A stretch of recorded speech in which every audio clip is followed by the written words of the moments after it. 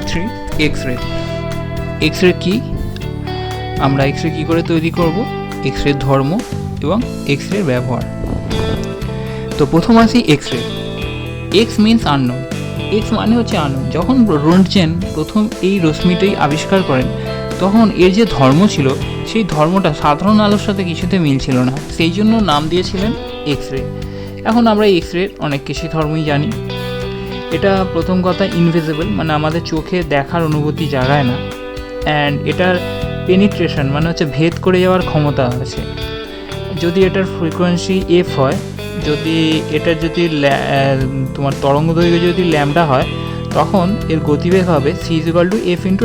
এটা সমস্ত তড়িৎচুম্বকীয় তরঙ্গ বা ইলেকট্রোম্যাগনেটিক ওয়েভের ক্ষেত্রে প্রযোজ্য। তো এক্স-রেও একটা হচ্ছে তড়িৎচুম্বকীয় তরঙ্গ বা ইলেকট্রোম্যাগনেটিক ওয়েভ। যেরকম আলো একটা ইলেকট্রোম্যাগনেটিক ওয়েভ, এক্স-রেও একটা হচ্ছে ইলেকট্রোম্যাগনেটিক ওয়েভ। মানে এটা কোনো পার্টিকেল নয়, মানে এটা কোনো কণা নয়, এটা হচ্ছে এক ধরনের তড়িৎচুম্বকীয় তরঙ্গ। এবং এর আলোকের সাথে সাধারণভাবে এর আলোর সাথে কী পার্থক্য আছে, এর ফ্রিকোয়েন্সি এবং হচ্ছে তরঙ্গ দৈর্ঘ্য আলাদা, মানে কম্পাঙ্ক এবং তরঙ্গ দৈর্ঘ্য আলাদা। আলো, রেডিও ওয়েভ, গামা রশ্মি, এক্স রশ্মি, এগুলো সব হচ্ছে তড়িৎচুম্বকীয় তরঙ্গ। শুধুমাত্র এদের মধ্যে ফারাক হচ্ছে ফ্রিকোয়েন্সি এবং তরঙ্গ দৈর্ঘ্য। তো আমরা এখানে দেখো, আমি বিভিন্ন ইলেকট্রোম্যাগনেটিক ওয়েভের ফ্রিকোয়েন্সি রেঞ্জ দেখিয়েছি। তো আমাদের এটা হচ্ছে প্রথম গামা রে, তারপরে এক্স রে, তারপরে আলট্রাভায়োলেট রশ্মি, তারপরে আমরা যে সাধারণ রশ্মি ভিজিবল রে, ইনফ্রারেড রশ্মি, মাইক্রোওয়েভ রশ্মি, তারপরে হচ্ছে রেডিও ওয়েভ। তো এখানে হার যে ফ্রিকোয়েন্সিগুলো দেওয়া আছে দেখো, যত এবার থেকে এবার যাচ্ছে বাড়ছে, মানে সবচেয়ে তার মানে ফ্রিকোয়েন্সি বেশি কার, গামা রশ্মি। তার তুলনায় কম হচ্ছে এক্স রশ্মি, তার তুলনায় কম হচ্ছে আলট্রাভায়োলেট, তার তুলনায় কম হচ্ছে ভিজিবল, তার তুলনায় ইনফ্রারেড ইত্যাদি। আচ্ছা, এবার একটা কথা বলে দিই, যত ফ্রিকোয়েন্সি বাড়বে তত তার এনার্জি বাড়ে, ঠিক আছে? আর ফ্রিকোয়েন্সির সাথে আমরা তোমার হচ্ছে তরঙ্গ দৈর্ঘ্যের যে সম্পর্ক, সেটা হচ্ছে ব্যস্ত সম্পর্ক। সেটা এইখানে দেখলেই বুঝি। যদি আমরা জানি সমস্ত ইলেকট্রোম্যাগনেটিক ওয়েভের গতিবেগ শূন্য মাধ্যমে সমান, তার মানে এটা ধ্রুবক। এটা যদি ধ্রুবক হয়, এই কম্পাঙ্ক আর তরঙ্গ দৈর্ঘ্য এই দুটো পরস্পরের সাথে ব্যস্ত সম্পর্ক, মানে একটা যদি বড় হয় অন্যটা কম হবে। তার মানে যে তরঙ্গের, যে তড়িৎচুম্বকীয় তরঙ্গের ফ্রিকোয়েন্সির মান প্রচুর বেশি, তার ল্যামডার মান অবভিয়াসলি কম হবে। আর যে তরঙ্গের এফের মান কম, তার ল্যামডার মানটা বা তরঙ্গ দৈর্ঘ্যের মানটা বেশি হবে। সেই জন্য এই পাশে সবচেয়ে গামা রশ্মির যেহেতু সবচেয়ে ফ্রিকোয়েন্সি বা কম্পাঙ্ক বেশি, সেই জন্য গামা রশ্মির যে তরঙ্গ, তার তরঙ্গ দৈর্ঘ্য সবচেয়ে কম।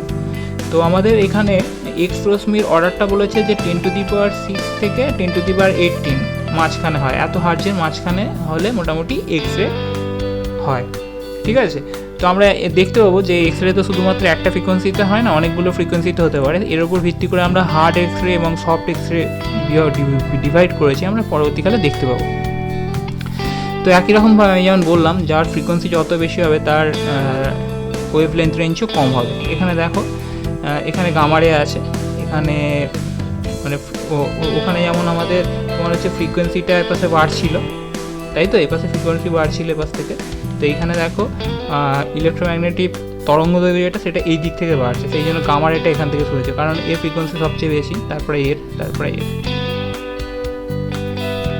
যে টাইপ অফ এক্স-রে, এক্স-রে দুটো টাইপের হয়, একটা হচ্ছে হার্ড এক্স-রে আর একটা হচ্ছে সফট এক্স-রে।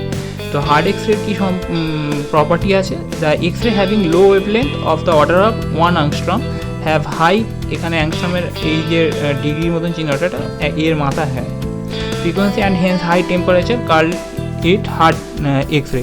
এর টেম্পারেচারটাও বেশি হয় এবং ফ্রিকোয়েন্সিটাও বেশি হয়, সেই জন্য এটা হার্ড এক্স-রে। এবং এনার্জি অবশ্যই বেশি হবে, এবং যেহেতু এর মধ্যে এনার্জি বেশি আছে, সেই জন্য এটার হাই পেনিট্রেটিং পাওয়ার, মানে অনেকটা মোটা অঞ্চল সে হচ্ছে ভেদ করে দিয়ে চলে যেতে পারে।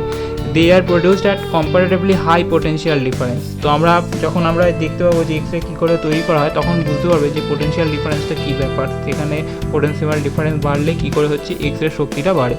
ঠিক একই রকমভাবে সফট এক্স-রে, কোমল এক্স-রে, যার X-ray having wave length of 4 angstrom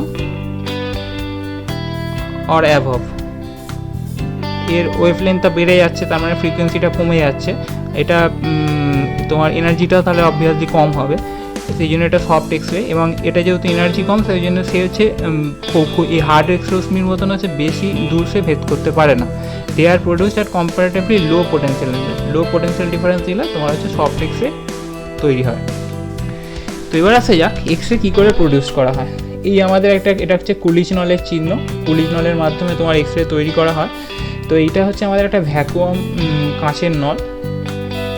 তো এবার আগে নিশ্চয়ই যখন থার্মোআয়নিক ইমিশন পড়েছিল তখন মনে আছে যে একটা জায়গায় গরম করলে সেখান থেকে ইলেকট্রনগুলো বেরিয়ে আসে। ইলেকট্রনগুলোর স্রোতগুলোকে আমরা নাম দিয়েছি ক্যাথোড রে, ঠিক আছে, ক্যাথোড রেও বলা হয়। ক্যাথোড রে মানে বেসিক্যালি ইলেকট্রন কণার স্রোত। তো এবার ধরো ওই একই রকম পদ্ধতিতে আমরা এটাকে গরম করছি, গরম করে এখান থেকে কি তৈরি হবে, এইখানে ক্যাথোড আছে আমাদের, তাহলে এই ক্যাথোডটাকে আমরা হিটারের সাহায্যে গরম করছি, এই জন্য এটার সাইডে ক্যাথোড আছে বলে তাকে ক্যাথোড, এর সাথে নেগেটিভ টার্মিনালটা যোগ করা থাকবে। তো এখান থেকে ইলেকট্রন কী হবে, বেরোতে থাকবে। আর এখানে আমরা কি করেছি, একটা টাংস্টেনের অ্যানোড রেখে দিয়েছি। একটা তো অ্যানোড রাখতেই হবে, সেই অ্যানোডটা টাংস্টেনের গলনাঙ্ক প্রচুর বেশি, ঠিক আছে। এবার এখান থেকে যখন ইলেকট্রনগুলো প্রচুর গতিশক্তি নিয়ে বেরোবে, এখানে হিট করবে, যেই হিট করবে তো টাংস্টেনের ওখানে গিয়ে ওর গতিশক্তির জিরো হয়ে যাবে, হ্রাস করে যাবে। এবার যে গতিশক্তি, আমরা তো জানি শক্তি সংরক্ষণ সূত্র অনুযায়ী শক্তি কখনো নষ্ট হয় না, তাহলে এই টাংস্টেনের কিছু পরমাণু দখল করে নেবে সেই শক্তিটা, কিন্তু দখল করে তারা বেশিক্ষণ রাখতে পারবে না, সেগুলো রিলিজ করে দেবে। এনার্জি গ্রহণ করা মানে কি, ইলেকট্রনগুলো লোয়ার এনার্জি স্টেট থেকে আপার এনার্জি স্টেটে চলে যায়, আর যখন এনার্জি রিলিজ করে সেই ইলেকট্রনগুলো আবার ওই আপার এনার্জি স্টেট থেকে লোয়ার এনার্জি স্টেটে চলে যায়। যখন এই আপার থেকে লোয়ারে আসে তখন সে এনার্জি রিলিজ করে। তার মানে টাংস্টেনের যে পরমাণুগুলো সেগুলো এক ধরনের এনার্জি রিলিজ করবে, যে এনার্জিটা রিলিজ করবে সেটাই এক্স রে তৈরি হয়ে যাবে, ঠিক আছে। এবার যদি এইখানে পোটেনশিয়াল ডিফারেন্স মানে তড়িৎ বিভব যদি এর মধ্যে খুব বেশি হয়, তখন অবভিয়াসলি ইলেকট্রনের গতিবেগটাও বাড়বে, কারণ পোটেনশিয়াল ডিফারেন্সের উপর নির্ভর করে তার গতিবেগটা নির্ভর করে। আমরা দেখেছিলাম যে W=V/Q, যত শক্তির মান বাড়াতে চাইবো আমাদের ভি এর মানটা বাড়াতে হবে। তাহলে যত বেশি পোটেনশিয়াল ডিফারেন্স তাহলে খুব জোরে আঘাত করবে, আর যত জোরে আঘাত করবে তত বেশি এনার্জি রিলিজ হবে, মানে যত বেশি এনার্জি রিলিজ হবে তার মানে তার ফ্রিকোয়েন্সি বেশি হবে, তার ফ্রিকোয়েন্সি যত বেশি হবে তত সেটা হার্ড এক্স রশ্মি হয়ে যাবে। আর যদি পোটেনশিয়াল ডিফারেন্স কম হয়ে যায় তাহলে তার ফ্রিকোয়েন্সিটা বেশি হতে পারবে না, এবং সেই জন্য সে সফট এক্স রশ্মি হবে। আশা করি বোঝা গেছে কুলিজ নলের সাহায্যে কী করে এক্স রে প্রডিউস করা হয়।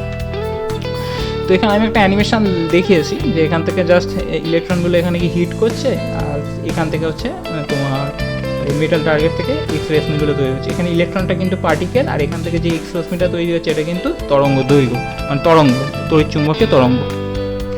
তো প্রপার্টিস অফ এক্স রে ধর্ম কি, একটা electromagnetic wave with wavelength range 0.01 angstrom থেকে 10 অ্যাংস্ট্রম, 1 অ্যাংস্ট্রম মানে 10⁻⁻10 মিটার। হ্যাঁ, ইট ক্যান আয়োনাইজ দ্য গ্যাসকে আয়োনাইজ করে দিতে পারে, কারণ যখন এক্স রে কোনো মধ্যে দিয়ে যাবে ওর মধ্যে যে ইলেকট্রনগুলো আছে সেগুলো ওই এক্স রে থেকে এনার্জি শোষণ করে নিয়ে সেই ইলেকট্রন থেকে সেই অ্যাটম থেকে বেরিয়ে যাবে। যখনই ইলেকট্রনগুলো অ্যাটম থেকে বেরিয়ে যাবে তখন সেই অ্যাটমগুলো কী হয়ে যাবে, আয়োনাইজ হয়ে যাবে, মানে পজিটিভ আয়নে পরিণত হয়ে যাবে। তো এই জন্য এটাকে আয়োনাইজ করে দেয়। It can kill living sell, এটা জীবন্ত কোষকে ধ্বংস করে দিতে পারে যেহেতু প্রচুর এনার্জি আছে। No deflection by other electric or magnetic field, এটা যেহেতু হচ্ছে ইলেকট্রোম্যাগনেটিক ওয়েভ, এটা কোনো পার্টিকেল নয়, তার মানে এর কোনো আধানও নেই, আর এটা কোনো ডিফ্লেকশনও দেখাবে না।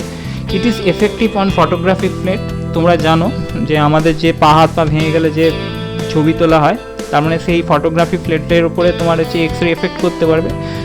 এক্স রেটা যেখানে পড়ে সেই ফটোগ্রাফিক প্লেটে সেই জায়গাগুলো সাদা হয়ে যায়। আমাদের এক্স রে করার নিয়মটা কি, এক্স রে করার নিয়মটা হচ্ছে পায়ের তলা দিয়ে একটা এক্স রে ফেলা হয়, এবং সেই এক্স রেটা আমাদের মাংসর মধ্যে দিয়ে ভেদ করে দিয়ে চলে যেতে পারে, কিন্তু যেহেতু হাড় আছে সেই হাড়টা যেহেতু মোটা তার মধ্যে দিয়ে ভেদ করে যেতে পারে না। তার মানে তার উপরে যদি আমরা একটা ফটোগ্রাফিক প্লেট রাখি, মাংসের মধ্যে দিয়ে দেখতে পাবো কিছু পরিমাণে এক্স রে রশ্মি বেরিয়ে আসবে, আর হাড়ের মধ্যে দিয়ে এক্স রে রশ্মি বেরোবে না। তার মানে একটা হাড়ের একটা ঘন ছবি পাওয়া যাবে। এইভাবে আমরা বুঝতে পারবো যে আমাদের শরীরের কোথাও হাড় ভেঙেছে কি ভাঙেনি। ইট ক্যান প্রডিউস ফ্লুরোসেন্স, এটা ফ্লুরোসেন্স তৈরি করতে পারে। ফ্লুরোসেন্স মানে যখন কোনো একটা বস্তুর মধ্যে দিয়ে যাবে তার মধ্যে কী হয়, সে তো ইলেকট্রনগুলো ধরো এনার্জি গ্রহণ করে নিল, তারপরে যখন এনার্জিগুলো আবার যখন গ্রাউন্ড স্টেটে চলে এলো তাহলে একটা এনার্জি রিলিজ করলো। সেই এনার্জিটা যদি ভিজিবল রেঞ্জে থাকে তখন একটা আলো বেরোতে থাকবে, সেই জন্য সেটা ফ্লুরোসেন্স দেখাতে পারে। আচ্ছা, এক্স রে ব্যবহার কি, মেডিকেল পারপাসে আমরা ব্যবহার করি ক্যান্সার কোষ ধ্বংস করার জন্য, তারপরে হাত পা ভেঙে গেলে দেখার জন্য এক্স রে করতে লাগে। রেডিওথেরাপিও এই ক্যান্সার কোষ ধ্বংস করার জন্য। সায়েন্টিফিক এক্সপ্লোরেশনের জন্য এক্স রে, কোনো ক্লাসের আকৃতি কীরকম ইত্যাদি জানার জন্য এক্স রে ব্যবহার করা হয়, ইন্ডাস্ট্রিতে এক্স রে ব্যবহার করা হয়, ডিটেকটিভ ওয়ার্কে এক্স রে ব্যবহার করা হয়, যদি কেউ কিছু সোনার জিনিসপত্র সেই চোরাচালান করে, সেই চোরাচালান করছে কি না তার জন্য সেই স্ক্যান করা হয়, সেই এক্স রে স্ক্যান করতে এক্স রে ব্যবহার করা হয়। তো এখান থেকে আমরা কি শিখলাম যে এক্স রে কী, আমরা কী করে এক্স রে তৈরি করব, এটার ব্যবহার কী, and what is the difference between the hard and soft X ray. তাহলে শক্ত এবং কোমল এক্সপ্লোশনের মধ্যে কী ডিফারেন্স।